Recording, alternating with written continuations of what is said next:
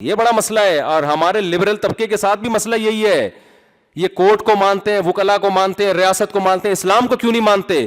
اسلام کو مانیں گے تو مولوی کو ماننا پڑے گا ان کو، پھر مولوی سے فتویٰ لینا پڑے گا، اس سے ہی جان چھڑاتے ہیں. یار یہ میٹرک پاس ہوتے نہیں ہیں اور پی ایچ ڈی کو یہ بتائیں گے کہ حلال کیا ہے حرام کیا ہے.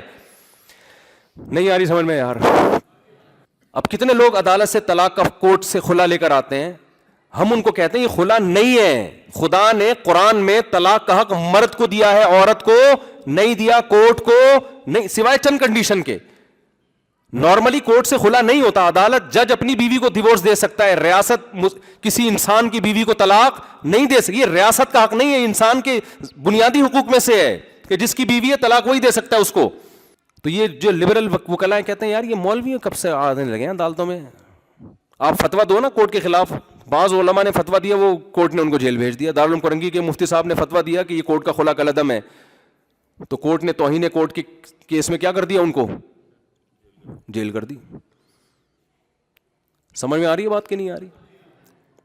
یہ تو اب چونکہ اتنے علماء اس کے خلاف بول رہے ہیں، یا میں نے اتنی دفعہ بول دیا ہے کہ وہ کس کس کو جیل بھیجیں گے، لیکن ہم عوام سے کہتے ہیں، اور میں تو کہتا ہوں یار بھیجو ایک دفعہ مجھے بھی جیل.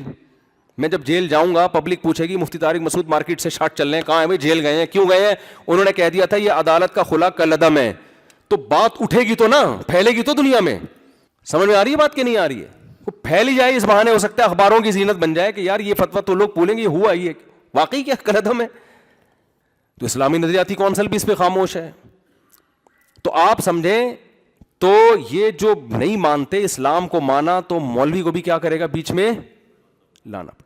اب مولوی میں بہت ساری قسموں کے آڑے ترچے مولوی بھی ہیں، نالائق بھی ہیں، حق پرست بھی ہیں، جیسے ڈاکٹروں میں ہوتے ہیں، حکیموں میں، ہر طرح کے ہوتے ہیں، تو مولویوں میں بھی.